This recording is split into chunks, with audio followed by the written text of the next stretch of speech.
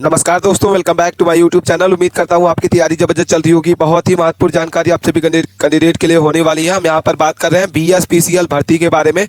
Result आप लोग का कब जारी किया जाएगा? क्या 27 अगस्त को आपका रिजल्ट आ जाएगा?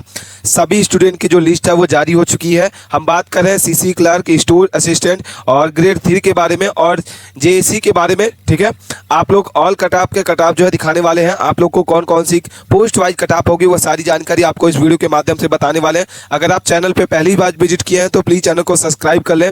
कोई भी अपडेट आए, कोई भी इन्फॉर्मेशन आए, विद इन सेकंड उसका इन्फॉर्मेशन आप सभी कैंडिडेट के पास पहुंच पाए। और अपने दोस्तों के पास इस वीडियो को ज़्यादा से ज़्यादा लोगों को शेयर करें। अभी तक आप लोगों ने बहुत जगह कटऑफ देखी होगी, जानी होगी, लेकिन एक सटीक डाटा के साथ आपको कहीं कटऑफ देखने को नहीं मिली होगी। और डॉक्यूमेंट वेरिफिकेशन के लिए आपको कौन कौन से डॉक्यूमेंट लगने वाले हैं ये भी जानकारी आपको बताएंगे। रिजल्ट से पहले आपकी जो कटऑफ है वो जारी हो चुकी है। क्या रहेगी जनरल की कटऑफ, क्या रहेगी EWS की, ST/SC की, सारी जानकारी स्टेप बाय स्टेप बताएंगे। हार्ड शिफ्ट और जो नॉर्मलाइजेशन शिफ्ट है वो उसका क्या डाटा रहेगा। विभाग की तरफ से बहुत बड़ी खबर निकल के आ रही है कि रिजल्ट पर मोहर लग चुकी है। 27 अगस्त को आपका जो रिजल्ट है वो आने की इंतजार है। ठीक है, चलिए स्टार्ट कर लेते हैं। सबसे पहले स्टेप बाय स्टेप बात कर लेते हैं। इसमें हम बात कर रहे हैं Bihar state power holding company limited के बारे में, BSPCL के बारे में। BCPCL में जो वैकेंसी है वो 4016 पदों पर इसकी वैकेंसी जो निकाली गई है। और आफ्टर आंसर की जो है कि आपका सिलेक्शन हो पाएगा या नहीं हो पाएगा और कितनी कटऑफ आपकी रहेगी, सारी जानकारी आपको बताने वाले हैं। जैसे कि बता दें कि ग्रेड 3 की जो है आंसर की जारी कर दी गई है और 14 अगस्त को इसके आंसर की जारी कर दी गई है। ठीक है, इसमें पदों की संख्या के बारे में बात करते हैं तो ग्रेड 3 में पदों की संख्या जो आपकी है वो 2156 पदों पर इसकी वैकेंसी निकाली गई है। और टोटल अगर हम बात करते हैं कि टोटल इसमें फॉर्म कितने अप्लाई किए गए हैं तो 3 लाख स्टूडेंट इस फॉर्म को अप्लाई किए हैं। प्रेजेंट कैंडिडेट की अगर बात करते हैं तो इसमें प्रेजेंट कैंडिडेट आपके 1,92,650 है। और एग्जाम लेवल के बारे में बात करते हैं तो एग्जाम लेवल आपका मॉडरेट टू हार्ड रहा है। ठीक है, इसमें आपका जो BCPCL है इसमें कौन कौन सी आपकी पोस्ट निकाली गई है तो सबसे पहले आपका सहायक कार्यकारी अभियंता जिसको JTO कहा जाता है, इसके बाद जूनियर इलेक्ट्रिकल इंजीनियर जिसको JE कहा जाता है, इसके बाद आपका जूनियर अकाउंटेंट क्लर्क जिसको JAC कहा जाता है, और पत्राचार क्लर्क और स्टोर सहायक। ठीक है, तो इस तरीके से 4-5 पदों पर इसकी वैकेंसी जो है निकाली गई है। इसके बाद हम बात कर लेते हैं इसमें कि आपकी कौन कौन सी वैकेंसी है। तो जैसा कि हम आपको बता दिए इसमें हमने बात कर लिया पोस्ट वाइज आपकी कौन कौन सी आपकी पोस्ट निकाली गई है इसमें। जैसे कि सबसे पहले आप इसकी शॉर्ट लेके इसको देख भी सकते हैं, इसमें सारी जानकारी आपको स्टेप बाय स्टेप बता दी है। इसके बाद हम बात कर लेते हैं इसमें कि आपकी टोटल BCPCL में कितनी वैकेंसी निकाली गई है। सबसे पहले हम बात कर लेते हैं इसमें जो ग्रेड 3 में है वो कितनी वैकेंसी है इसमें है। ठीक है, तो पोस्ट इसमें जैसे कि बात कर लेते हैं BCPCL में ग्रेड 3 के लिए जो तकनीशियन ग्रेड 3 में है इसमें आपकी जो वैकेंसी है वो 2159 पदों पर इसकी वैकेंसी जो है निकाली गई है। कितनी वैकेंसी निकाली गई है? 2159 पदों पर, जिसमें जनरल कैटेगरी की आपकी वैकेंसी है वो 8,863 वैकेंसी है जनरल कैटेगरी के लिए। वहीं हम EWS की बात करते हैं तो यहाँ पे EWS के लिए आपको यहाँ पे 215 है, SC के लिए आपको यहाँ पे 345 और ST के लिए अगर बात करते हो तो केवल आपकी 22 पोस्ट निकाली गई है। EBC की बात करते हैं तो आपके यहाँ पे 388 पोस्ट है और BC की बात करते हैं तो यहाँ पे 258 पोस्ट है।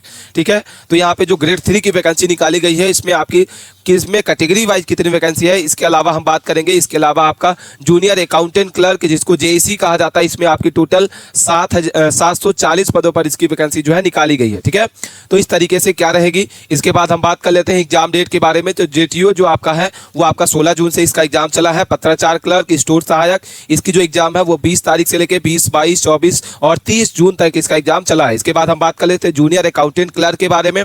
तो आपका जो जूनियर अकाउंटेंट क्लर्क का एग्जाम चला है वो 1 तारीख से लेकर 3 जुलाई के बीच में आपका चला है। इसके बाद हम बात कर लेते हैं चयन प्रक्रिया के बारे में, किसका चयन प्रोसेस कैसा होगा। तो सबसे पहले आपका लिखित परीक्षा होगा, आंसर की आएगी, रिजल्ट आएगा। जैसे आपका रिजल्ट आ जाएगा, आपका नाम आता है तो आपका डॉक्यूमेंट वेरिफिकेशन के लिए आपको बुलाया जाएगा। ठीक है, तो यहाँ पे आपका इस तरीके से चयन प्रोसेस रहने वाला है। इसके बाद हम बात कर लेते हैं इसमें कि एग्जाम लेवल कैसा था और क्वालिफाई मार्क्स क्या रहने वाला है, सारी जानकारी स्टेप बाय स्टेप बताने वाले हैं। सबसे पहले एग्जाम लेवल के बारे में बात करते हैं तो आपका एग्जाम लेवल आपका मॉडरेट टू हार्ड रहा है। कैसा रहा है? Moderate to hard. इसके हिंदी में अगर बात करते हैं तो हिंदी में आपके 10 क्वेश्चन पूछे गए थे। इंग्लिश की बात करते हैं 5 क्वेश्चन पूछे गए थे। रीजनिंग की बात करते हैं 10 क्वेश्चन रहते हैं। GK के 10 क्वेश्चन, कंप्यूटर के 15 क्वेश्चन। और अगर हम टेक्नीशियन की बात करें, क्योंकि टेक्नीशियन ग्रेड 3 में आपके 50 क्वेश्चन जो होते हैं इसी के पेपर के होते हैं, जिसमें अगर आपके हिंदी में 7 क्वेश्चन सही है तो आप यहाँ पे सेव रहने वाले हैं। इंग्लिश हिंदी में आपके 3 क्वेश्चन सही हैं, सेव रहने वाले हैं। रीजनिंग में 10 क्वेश्चन में से 6 क्वेश्चन अगर सही है तो आप सेव हैं। जीके में अगर 10 में से 5 क्वेश्चन सही हैं आप सेव हैं। कंप्यूटर में अगर 15 में से 8 क्वेश्चन सही हैं आप सेव रहने वाले हैं। और अगर हम टेक की पेपर की बात करते हैं तो 50 क्वेश्चन में से अगर आपके 30 से 33 नंबर भी अगर आपके सही हैं तो यहाँ पे आप सेव रहने वाले हैं 100%। इसके बाद हम बात कर लेते हैं मिनिमम क्वालिफाई मार्क्स क्या रहने वाला है। तो जनरल कैटेगरी के लिए यहाँ पे 40%। इसके बाद बीसी के लिए बात करते हैं तो 36.8% रहेगा। ईबीसी की बात करते हैं 34 पॉइंट रहेगा। एससी एसटी के लिए बात करते हैं 32% रहेगा। और फीमेल कैंडिडेट के लिए अगर बात करते हैं तो 32% ही रहेगा। इसमें 100 क्वेश्चन 100 मार्क्स का रहने वाला है, ठीक है। मेरिट के हिसाब से आपकी यहाँ पे जारी की जाएगी लिस्ट। और अगर आपका रिजल्ट पे नाम आता है तो आप डॉक्यूमेंट वेरिफिकेशन के लिए आप यहाँ पे एलिजिबल हो सकते हैं। इसके बाद कटऑफ के बारे में बात कर लेते हैं कि आपकी कौन कौन सी शिफ्ट आपकी हार्ड रही है, कौन कौन सी शिफ्ट आपकी मॉडरेट रही है।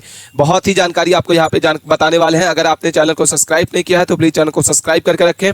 बहुत ही ज्यादा मेहनत लगती है वीडियो को बनाने में। इस तरीके से अब हम बात कर लेते हैं हार्ड कौन कौन से आपके हार्ड शिफ्ट रहे हैं, कौन कौन से आपके मॉडरेट शिफ्ट रहे हैं, कौन कौन से आपके इजी शिफ्ट रहे हैं। तो सबसे पहले हार्ड शिफ्ट के बारे में बात कर लेते हैं कि आपकी 16 जुलाई की आपकी सेकंड शिफ्ट, 16 जुलाई की फर्स्ट शिफ्ट, 13 जुलाई की आपकी सेकंड शिफ्ट, 15 जुलाई की फर्स्ट शिफ्ट, 11 जुलाई की थर्ड शिफ्ट, 20 जुलाई की आपकी सेकंड शिफ्ट, 12 जुलाई की आपकी सेकंड शिफ्ट, 16 जुलाई की सेकंड शिफ्ट, 14 जुलाई की आपकी फर्स्ट शिफ्ट। ये सारी की सारी आपकी शिफ्ट में अगर आपने एग्जाम दिया हुआ है तो आपका जो शिफ्ट है वो हार्ड शिफ्ट रहा है। और हाफ शिफ्ट वालों के लिए आपको यहाँ पे जो नॉर्मलाइजेशन है वो 8 से 10 नंबर का आपका यहाँ पे देखने को मिलने वाला है, ठीक है। इसके बाद अगर हम बात कर लेते हैं आपकी मॉडरेट शिफ्ट कौन कौन सी रही है तो 19 जुलाई की फर्स्ट शिफ्ट, 17 जुलाई की फर्स्ट शिफ्ट, 17 जुलाई की थर्ड शिफ्ट, 10 जुलाई की आपकी फर्स्ट शिफ्ट, 18 जुलाई की सेकंड शिफ्ट, 11 जुलाई की सेकंड शिफ्ट, 20 जुलाई की फर्स्ट शिफ्ट, 22 जुलाई की फर्स्ट शिफ्ट, 13 जुलाई की फर्स्ट शिफ्ट, 20 जुलाई की फर्स्ट शिफ्ट और 16 जुलाई की थर्ड शिफ्ट। अगर आपने इससे अपना एग्जाम दिया हुआ है, आप अपने जिस भी एग्जाम दिए हुए हैं जिस भी शिफ्ट से, तो यहाँ पे देख लेना होगा कि आपकी हार्ड शिफ्ट रही है या आपकी मॉडरेट शिफ्ट रही है। तो ये सारी की सारी शिफ्ट आपकी जो है मॉडरेट शिफ्ट रही है। और इसमें जो नॉर्मलाइजेशन है वो आपका 6 नंबर से 8 नंबर के बीच में आपका यहाँ पे बढ़ के देखने को मिलेगा। बाकी इजी शिफ्ट कौन कौन सी रही है, 21 जुलाई की थर्ड शिफ्ट, 11 जुलाई की फर्स्ट शिफ्ट, 12 जुलाई की फर्स्ट शिफ्ट, 22 जुलाई की आपकी सेकंड शिफ्ट और 12 जुलाई की आपकी थर्ड शिफ्ट। ये सारी की सारी आपकी शिफ्ट जो है इजी शिफ्ट रही है। इसमें आपके 3 से 4 नंबर आपको यहाँ पे बढ़ के देखने को मिलने वाला है। इसके बाद आप बात कर लेते हैं, क्योंकि लगातार बच्चे कमेंट कर रहे हैं कि सर हमारा जो एग्जाम हुआ है वो इसमें एवरेज स्कोर क्या है और टोटल कितने स्टूडेंट जो है इसमें एग्जाम दिए हुए। तो सबसे पहले बहुत ही महत्वपूर्ण जानकारी आपको यहाँ पे बता रहे हैं। सबसे पहले बात कर लेते हैं एग्जाम डेट के बारे में, ठीक है। एग्जाम डेट आपका क्या है, एग्जाम डेट के बारे में बात कर लेते हैं। तो एग्जाम डेट आपका क्या है, आपकी शिफ्ट कौन सी रही है, एवरेज स्कोर के बारे में बात करेंगे, टोटल सीट के बारे में, टोटल स्टूडेंट कितने इस शिफ्ट में एग्जाम दिए उसके बारे में बात कर लेते हैं। तो 16 जुलाई की आपकी जो आपकी 12 से 2 बजे की शिफ्ट रहती है जिसको कहा जाता है सेकंड शिफ्ट। तो सेकंड शिफ्ट आपका जो एवरेज स्कोर है वो 49.15 रहने वाला है। और इसमें टोटल स्टूडेंट आपके 301 स्टूडेंट ने एग्जाम दिया हुआ है। 16 जुलाई की अगर हम मॉर्निंग शिफ्ट बात करते हैं जिसको फर्स्ट शिफ्ट कहा जाता है, इसमें आपका 52.65 आपका एवरेज स्कोर है और 330 बच्चे इसमें एग्जाम दिए हुए हैं। 13 जुलाई की अगर हम बात करते हैं मॉर्निंग शिफ्ट तो यहाँ पे आपका 53.47 आपका एवरेज स्कोर रहा है, 305 स्टूडेंट्स में एग्जाम दिए हुए हैं। 15 जुलाई की अगर बात करते हैं तो आपकी मॉर्निंग शिफ्ट में आपका 51 पॉइंट आपका रहने वाला है, 25 एवरेज स्कोर। 11 जुलाई की अगर बात करते हैं आपका जो थर्ड शिफ्ट आपकी रही है उसमें आपका जो एवरेज स्कोर है वो क्या रहने वाला है। ऐसे ही आप 20 जुलाई, 13 जुलाई, 16 जुलाई, 14 जुलाई और 19 जुलाई, 17 जुलाई, 18 जुलाई, 10 जुलाई, इसके बाद 22 जुलाई, 13 जुलाई, 14 जुलाई, 22 जुलाई, आप अपने शिफ्ट वाइज आप यहाँ पे एवरेज स्कोर को देख सकते हैं। वीडियो को पुश करिए, स्क्रीनशॉट ले सकते हैं और यहाँ से अपने शिफ्ट वाइज आप यहाँ पे देख सकते हैं कि हमारे शिफ्ट में कितने टोटल स्टूडेंट हैं, इस बार एग्जाम दिया हुआ है और कितना एवरेज स्कोर रहने वाला है। सारी जानकारी आपको बताएंगे। बाकी कोई भी क्वेरी है आप हमें कमेंट करके जरूर बताइएगा। वीडियो के माध्यम से, कमेंट के माध्यम से हम आपकी प्रॉब्लम को सॉल्व करेंगे। इसके बाद हम बात कर लेते हैं कि आपकी जो ग्रेड 3 की है, ग्रेड 3 की आपकी क्या कट ऑफ रहने वाली है। आप अपना कट ऑफ जो है कमेंट बॉक्स में जरूर बताइएगा कि आपका स्कोर क्या है रहने वाला है, ठीक है। बाकी कोई भी क्वेरी आप कमेंट करके बताइए। इसके बाद अगर हम मेल कैंडिडेट की बात करते हैं, जनरल कैटेगरी से आप हैं तो 70 नंबर आपकी कट ऑफ यहाँ पे देखने को मिलेगी। फीमेल कैंडिडेट के लिए आपको यहाँ पे 65 नंबर। बीसी की बात करते हैं यहाँ पे 68 नंबर रहेगी, फीमेल कैंडिडेट 60 नंबर। ईडब्ल्यूएस की बात करते हैं 66 नंबर मेल कैंडिडेट, 55 नंबर आपका फीमेल कैंडिडेट। ईबीसी की बात करते हैं 65 नंबर आपका रहेगा male candidate, 53 number female candidate. SC की बात करते हैं 60 number male candidate, 49 number female candidate. ST की बात करते हैं 55 नंबर आपका रहेगा मेल कैंडिडेट और 45 नंबर आपका रहेगा फीमेल कैंडिडेट। ठीक है, तो ये आपका जो ग्रेड 3 का पेपर हुआ है इसकी कटाप आपकी, अगर आपका इतना परसेंट आपका है कटाप बनती है तो आप सेव यहाँ पे हैं, और अपने डॉक्यूमेंट वेरिफिकेशन के लिए आप सारे के सारे डॉक्यूमेंट आप रेडी करके रखें। जैसे ही इसका रिजल्ट आएगा आप यहाँ पे रेडी हो जाएंगे। इसके बाद हम बात कर लेते हैं जेईसी के बारे में, जेएसी के बारे में, क्योंकि लगातार बच्चे कमेंट कर रहे हैं कि सर जेईसी के कटाप के बारे में बताइए, क्योंकि यहाँ पे बहुत सारे स्टूडेंट जो होते हैं वो जेईसी में एग्जाम दिए हुए अपना। ठीक है, तो यहाँ पे जनरल कैटेगरी की बात करते हैं, मेल कैंडिडेट के लिए यहाँ पे जो आपके एक्सपेक्टेड कटाप जो है रॉ मार्क्स रहने वाला है वो 68 से 72 नंबर आपका रहेगा। फीमेल कैंडिडेट है 63 से 65 नंबर आपको देखने को मिलेगा। वहीं अगर हम बात करते हैं बीसी के लिए तो 60 से 65 नंबर आपका रहेगा, और फीमेल कैंडिडेट के लिए आपको 58 से 62 नंबर। ईबीसी की बात करते हैं तो 60 से 62 नंबर आपका रहेगा, 55 से आपका रहेगा 57 नंबर के बीच में।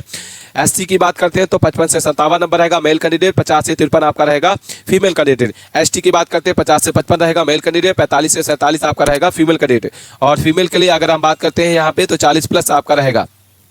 अगर हम इसमें बात करते हैं टोटल आपके 9 शिफ्ट में इसका एग्जाम हुआ है, कितने शिफ्ट में हुआ है? 9 शिफ्ट में। ठीक है, तो ये जानकारी आपको कैसे लगी आप हमें कमेंट करके जरूर बताइएगा। मिलते हैं नए टॉपिक के साथ नए वीडियो में। कोई भी क्वेरी है आप हमें कमेंट करके जरूर बताइए, और वीडियो को 1 से 2 बार जरूर पढ़ें। ठीक है, धन्यवाद।